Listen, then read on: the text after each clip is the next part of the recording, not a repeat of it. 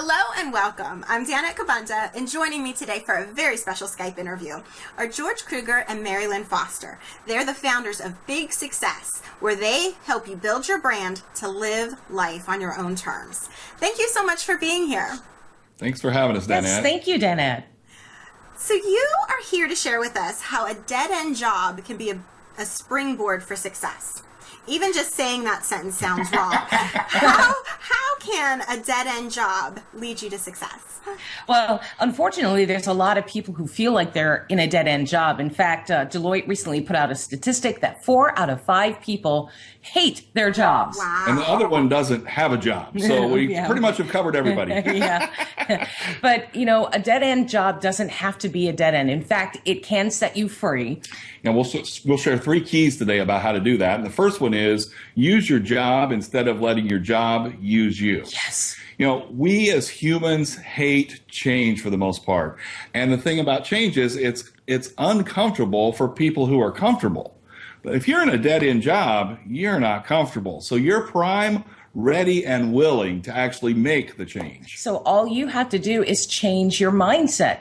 Think of your job as a means to an end, and use this time that you have with this job and the security that that paycheck brings you, use that as an opportunity to buy yourself some time to figure out what's next for you.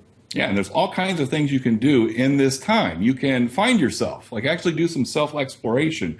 You know, you can build your network. You can start a business on the side. You know, there's any number of things that this gift of time that your dead-end job is providing. There's a lot of things you can do with it. And when you're going into work every day knowing that you're working towards something else and that the job is providing you that opportunity, it really does take the misery factor down just a notch. And that, I like what you're saying there too, because it takes the fear out of it as well. I think something a lot of people that holds people back is the idea that they have to quit their job to go after something. So the idea that you're still making money, you're still able to pay your bills and still able to make rent and pursue your new passion at the same time, it makes such a difference.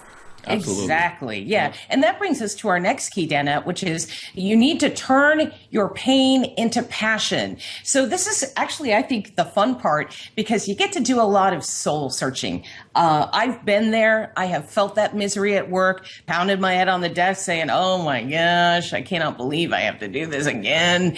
But what you do is you start thinking about what it is you really want to do. Quit whining about it. What do you want to do? And let's start thinking about that and make sure that that's what I really want. And what Mary-Lynn's talking about is really just asking yourself some good exploratory questions. And so, you know, what do you want to do? What do you love to do? Those are some of them. But one of the things we encourage people to do is think about what it is that other people have commented on. You know, what is it that you've done that's been remarkable? That's a real good clue. And then another one is thinking back to your childhood or to the past. You know, what hobbies did you used to have? Or all the way back to when you were a kid, what did you really, you know, what was that career that you wanted? You know, I mean, that's kind of giving you a clue. It may not be that you want to do that career again, but you're starting to connect dots, and you'll find that the answers actually lead to some commonalities.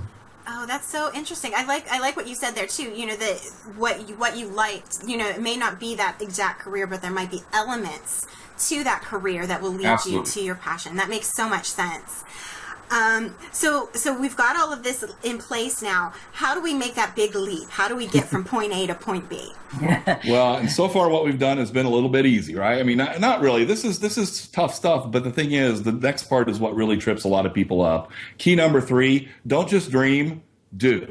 Yeah, and you don't have to take a big leap. You don't have to cannonball into the pool. You can dip your toes into the water. That's one of the things I did when I was, you know, I did my self-exploration. And so I thought, well, I'm going to need to learn some internet skills. So I took a class at a community college to see if I was really up for that. So, you know, there's a little risk in learning something new. That's right. And, you know, another thing you may do is just talk to a colleague, talk to somebody who's actually doing what you think you may want to do so that you get the true picture.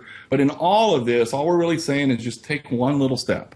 One little step. After one little step leads to big success. I love it. You don't have to accept a life you don't love. Just make the difference, invest in yourself to make the difference. That's so Precisely. great. So great. Well, thank you both so much. I've learned so much working with you, and I know all the rest of you will as well. So please visit their website to learn more. It's bigsuccess.com. That's big with 2 G's, BIGGSUCCESS.com. And thank you both so much for being here. Thank you, Danette.